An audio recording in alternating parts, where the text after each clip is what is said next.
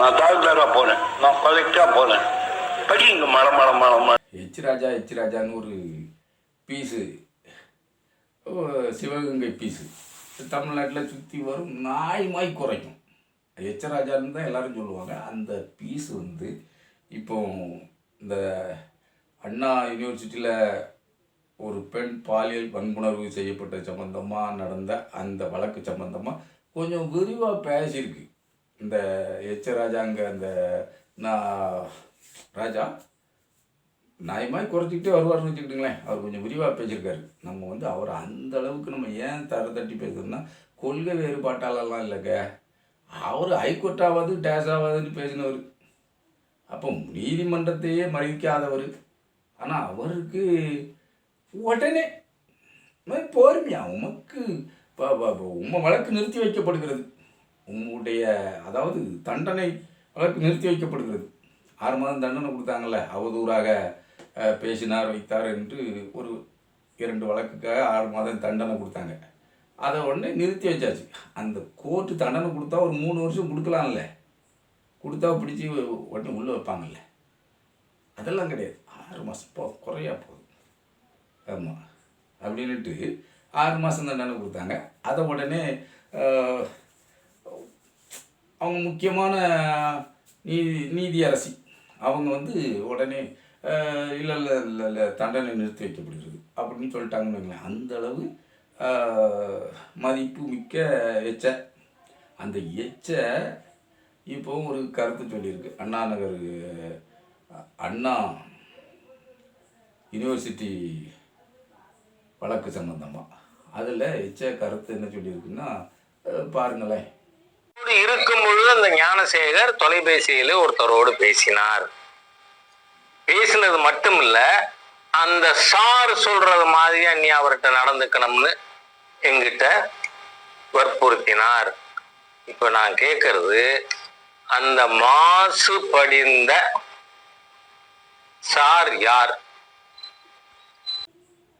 சரி, எச்சையினுடைய சைடில் ஒருத்தர் இருக்கார், பேர் அகோரம், மயிலாடு துறைக்காரர். நம்ம அவர் இருக்கார்ல, நம்ம சாமியார் ஆதீனம். அந்த ஆதீனத்தை மிரட்டி 25 கோடி ரூபா பணம் கேட்டவர். அதில் உள்ளெல்லாம் போயிட்டு வந்தார். 25 வழக்குகளுக்கு மேலே இந்த அகோரம் மேலே இருக்குது. இப்படிப்பட்ட அதாவது போலீஸ் ஸ்டேஷனில் அவர் கிரிமினலுங்கிற அந்த ரெக்கார்டு இருக்குயா, பதிவேடு குற்றவாளி. அந்த குற்றவாளியை பக்கத்தில் வச்சுக்கிட்டு இந்த எச்ச பேசுறது பார்த்தீங்களா? எச்ச என்ன பேசுது பாருங்கள், எவ்வளவு அழகாக பேசுது. அதாவது அவர்கள் ஒருவரை சுட்டி காட்டுதாவலாம். அந்த மாசுபட்ட சார் யார், அந்த சார் யார், அந்த பெண் சொல்லியிருக்கு அப்படின்னு சொல்லி மாசுபட்ட அந்த சார் யாருன்னு ரொம்ப இதாக பேசுகிற மாதிரி அவர் எச்ச பேசுகிறார். உங்களுக்கு அதாவது பார்க்குறவங்களுக்கு வந்து ஒரு நோக்கத்தை ஏற்படுத்த வேண்டும், ஒருவரை குறியீடு செய்ய வேண்டும், ஒருவர் மேலே குற்றம் சுமத்தணும். இல்லை, அது நேரடியாக இல்லாமல் குறியீடு குற்றமாக சுமத்தணும். நீ வச்சிருக்கதே கேடு கெட்டவன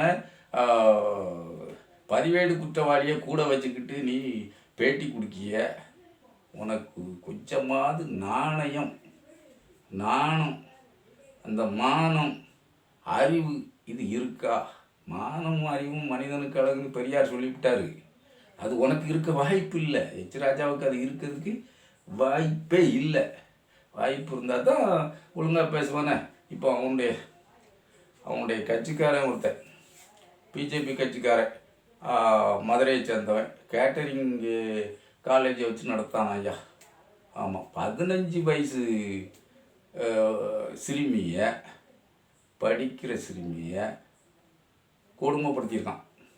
பாலியல் வன்புணர்வு பண்ணி கொடுமைப்படுத்தியிருக்கான். அது புகாராகிருக்கு. சிறுமியினுடைய தந்தை புகார் அளிச்சிருக்காரு. மதுரையில் வழக்கு பதிவு செய்யப்பட்டு கோர்ட்டே அவனை கைது பண்ணி உள்ளே வையின பிறகு, அதுக்கு முன்னாடி நம்ம போலீஸு, நம்ம தமிழ்நாடு அரசு வந்து யார், அதாவது பிஜேபி மேலேயும் கை வைக்க பயப்படும், சீமாறு மேலேயும் கை வைக்க பயப்படும். ஒன்று எல்லாரும் சொல்லுவாங்க நாகரிக அரசியல் பண்ணாங்க அப்படிம்பாங்க. அப்படிலாம் இல்லைங்க. அது ஒரு பயம்தான், பயம் கலந்த பீதி அப்படின்னு வச்சுக்கிட்டுங்களேன். நமக்கு என்னங்க தயக்கம், உண்மையை தான் சொல்லணும். இப்போ நம்மளை மாதிரி ஆட்களை இருந்தால் வரட்டி வரட்டி வெளுக்க தோணுதும்பாங்க. விரட்டி வெளுங்க விரட்டாமல் வெளுங்க அதை பற்றி ஒன்றும் இல்லை. சாயம் இப்படி தானே வெளுத்துட்டு போயிடும். நடவடிக்கை எடுக்க முடியலையே, கோர்ட்டு உத்தரவிட்டால் தான் நடவடிக்கை எடுக்கிய. அதுக்கு பிறகு கைது பண்ணியிருக்காங்க. அவன் பேர் எம்எஸ் சாவான். நம்ம சொன்னார்ல மாசுன்ட்டு, அந்த மாசு சார் யார், மாசு சார் யார், மாசு சார் யாருன்ட்டு நம்ம இப்போ தானே பேசினோம் நம்ம எச்ராஜா. அந்த ஆள் பேசின மாசு இவன் தான் பார்த்துக்கிடுங்க. அந்த அந்த அந்த பெண் பொறுக்கித்தனம், அதாவது அவன் தலையில் என்ன வலியுதுன்னா மலம்தான் வலியுது. அவன் தலைக்குள்ளே மண்டைக்குள்ளே மூளைக்கு பதிலாக மலம்தான் விளைஞ்சிருக்கணும். அப்படிப்பட்டவன் தான் அவன் பேத்திக்கும் பேத்தி வயதில் உள்ள பெண்ணை சிறுமியை போய் அவன் அந்த மாதிரியான வேலைகளை ஈடுபட்டிருக்கான்னா பாருங்கள். இந்த எம்எஸ்ஆவுக்கு அவ்வளோ வயசு இருக்கும். அவங்க கூட நம்ம அண்ணாமலை கோவிச்சுக்கிட போகிறாரு. அண்ணாமலைக்கு விஷயம் தெரியாதுன்னு நினைக்கிறேன். அண்ணாமலை தூக்கத்தில் இருப்பார். அண்ணாமலை 6 மாதம் விழித்தெழுவார், 6 மாதம் தூங்குவார், இந்த கும்பகர்ணன் போல். அது கதையாக இருந்தாங்க கூட நம்ம அண்ணாமலை இல்லை, நம்ம ஜெயலலிதா அம்மையார் தான் ஒரு இதில் செலக்டிவ் அம்னீஷியா அப்படின்னு யாரை பார்த்து சொன்னாங்கன்னா லால்கிஷன் அத்வானியை பார்த்து சொன்னாங்க. லால்கிஷன் அத்வானிக்கு செலக்டிவ் அம்னீஷியா அப்படின்பாங்க. சில விஷயங்கள் ஞாபகத்துக்கு வரும், சில விஷயங்கள் ஞாபகத்துக்கு வராது. அதே மாதிரி நம்ம அண்ணாமலை 6 மாதம் தூங்கினார், 6 மாதம் இழந்தாருங்கிறத வேண்டாம். சில விஷயங்கள் ஞாபகத்துக்கு வரும், சில விஷயங்கள் ஞாபகத்துக்கு வராது. அவர் கூடவே இருந்தாலும் சரி, கனிட்ராப் வீடியோ பண்ணாலும் சரி, அதெல்லாம் ஞாபகத்துக்கு வராது. கேடி ராகவன் கைங்கரியம் செய்தாலும் சரி அது விசாரிப்போம் அப்படி சொல்லியிருப்பார். ஆனால் மறந்துடுவார். அது மறந்துடுவார். அதுதான் செலக்டிவ் அம்னீஷியா அப்படின்னு வச்சுக்கிட்டுங்களேன். அந்த செலக்டிவ் அம்னீஷியாவில் தான் அந்த எம்எஸ் ரா இவர் கூடவே தான் இருக்கார். அவர் தான் மாநில பொருளாளர் பிரிவு தலைவராம, சாதாரண பதவியெலாம் இல்லை, பொருளாதார பிரிவு தலைவர். நம்ம நயனா நாகேந்திரனுக்கு 4 கோடி ரூபா அங்கேருந்து வந்துச்சு இல்லை, அப்போ அதில் கூட அவர் சம்மந்தப்பட்டிருக்கிறதுக்கு வாய்ப்பு இருக்குது. தேர்தல் நிதி மாதிரி வந்துச்சு இல்லை பணம், அது இன்னும் விசாரணையில் தான் இருக்குது. யார் எவருன்னு அப்படியே விசாரிச்சுக்கிட்டே இருக்காங்க. ஆனால் அந்த விசாரணையை முழுமையாக எதுவுமே தமிழ்நாடு சிபிசிஐடியும் ஒன்றும் பண்ணுற மாதிரி இல்லை. அதெல்லாம் பண்ணுங்க அரசியல், இதெல்லாம் சகஜம்தாங்க. ஆமாம், நாங்கள் கொடநாடு கொலை கொள்ளை வழக்கை உடனடியாக நாங்கள் ஆட்சிக்கு வந்த உடனே அடுத்த கணமே குற்றவாளியை கண்டுபிடித்து தண்டித்து விட்டு தான் வேறு வேலை, குற்றவாளியை யாரையும் சைகையில் காட்டலைங்க. மக்கள் நம்புதாங்க இப்படித்தான் இருக்குமோ அப்படின்னுட்டு அவரையும் விசாரிக்க கோர்ட்டு சொல்லியிருக்கு. ஆனால் இன்னும் விசாரணை வளையும் கிட்ட போகலை. எதுக்காக வச்சுருக்காங்களோ, அரசியலா இல்லை ஆதாயமா தெரியல. பொதுவாக தான் நம்ம சொல்லி தொலைக்க வேண்டியிருக்கு, விஷயத்தை பொதுவாக தான் சொல்லி தொலைக்க வேண்டியிருக்கு. அப்போ நம்ம பொதுவாக தான் சொல்லணும். பார்த்துக்கிடுங்க, அந்த கொடைநாடு கொலை கொள்ளை வழக்கு இன்னும் அப்படி விசாரிச்சுக்கிட்டு போகலைன்னு வச்சுக்கிட்டுங்களேன். அவங்க கையில் தான் இருக்குன்னா கூட விசாரிச்சுக்கிட்டு போகல. அதுக்கு ஏதாவது சொல்லுவாங்க, அந்த தொலைத்தொடர்பு இலாக்கா ட்ராய் இருக்குது பார்த்தீங்களா, அது இவங்களுக்கு போதுமான ஒத்துழைப்பு நல்கவில்லை அப்படின்னு சொல்லிக்கிடுவோமே. சொல்ல வேண்டியதானே இருக்குது. வேறு விடயமான விசாரணைகளை விசாரித்து கண்டறியலாம் என்றால் கூட அதுவும் முக்கியமான விடயம் தானே, அதையும் சொல்லலாம்ல. சொல்லுவோம் கட்டாயம் சொல்லுவோம் நாங்கள். ஆமாம், தேர்தல் வரை நாங்கள் விசாரிச்சுக்கிட்டே தான் இருப்போம். ஆனால் நல்லது இந்த விஷயத்தில் நிறைய செய்திருக்குங்க.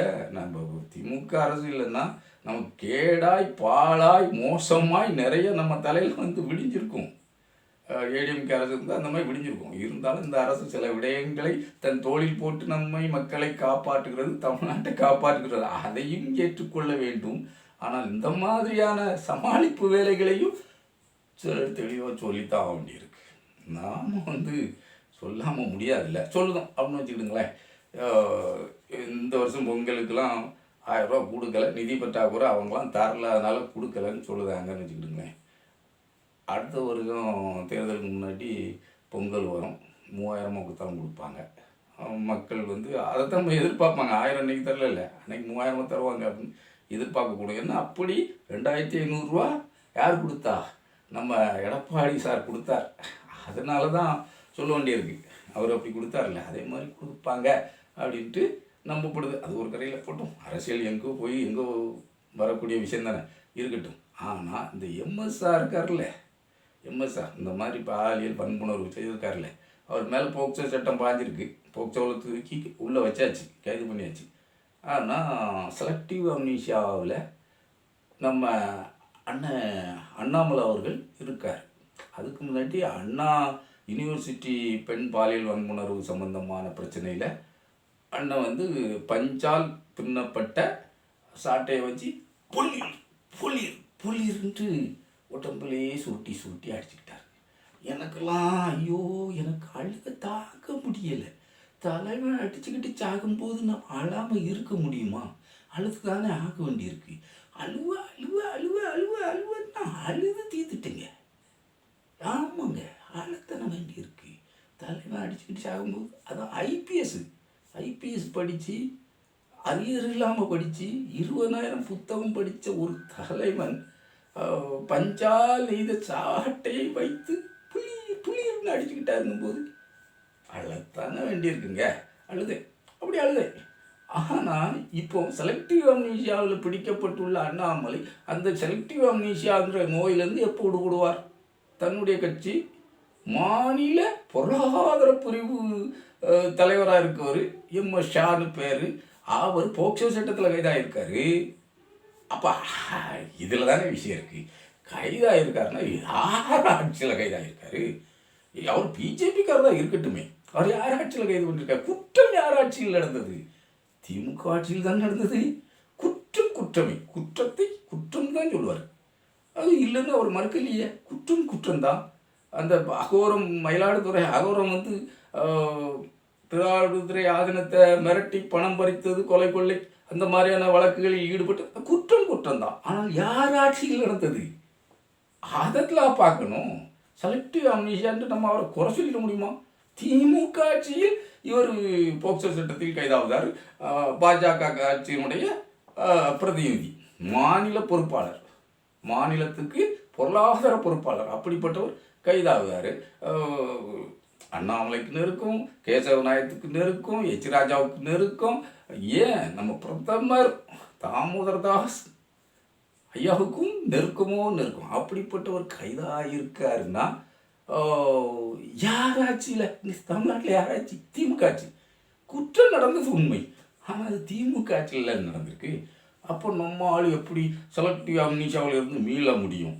அவர் வந்து செருப்பை கலட்டிக்கிட்டு அடிங்கன்னு நீங்கள் பாட்டுக்கு சேட்டை பண்ணிக்கிட்டு இருக்கீங்க. ட்விட்டர்லாம் சத்தில் வந்து எல்லாருமே சிந்து படுற மாதிரி இனிமேல் அண்ணாமலை என்னாச்சு வந்து செருப்பை கழட்டி தன்னைத்தானே அடித்து கொள்ளுவார் அப்படிங்காங்க. அல்லனா நல்ல மாட்டு தோலில் செய்த சாட்டையால் மற்றவர் அடிக்க ஒரு 60 அடியை வாங்கி கொள்வார் அண்ணாமலை என்னாச்சு அப்படின்லாம் வந்து கிண்டல் அடிக்காங்க. என்ன கேவலம் இதெல்லாம் இப்படி செலக்டிவ் அம்னீஷியாலாம் இல்லை. அதெல்லாம் அப்படிலாம் சொல்லவே முடியாது. அது சொல்றதுக்கு வாய்ப்பே இல்லை. இப்போ அவர் வந்து திமுக ஆட்சியில் குற்றம் நடந்திருக்கு. குற்றம் இழைத்தவர் வேண்டுமானால் பாரதிய ஜனதாவுடைய மாநில பொறுப்பில் முக்கியமான பொறுப்பில் இருக்கலாம். ஆனால் குற்றம் நடந்த யார் ஆட்சி? திமுக ஆட்சியில் தானே. அதை பார்க்கணும்ல. அப்படிங்கும்போது இது அண்ணாமலை மீதான தவறு என்று எப்படி சொல்ல முடியும்? அவர் வந்து இதுக்கெல்லாமா போய் சாட்டையை கொண்டு அடிப்பார்? அடிக்க முடியாதுல்ல. என்னங்க குழப்பமாக இருக்கா? செலக்டிவ் அம்னீஷியான்ட்டு ஏற்றுக்கணுங்களா? ஏற்றுக்கிடுங்க.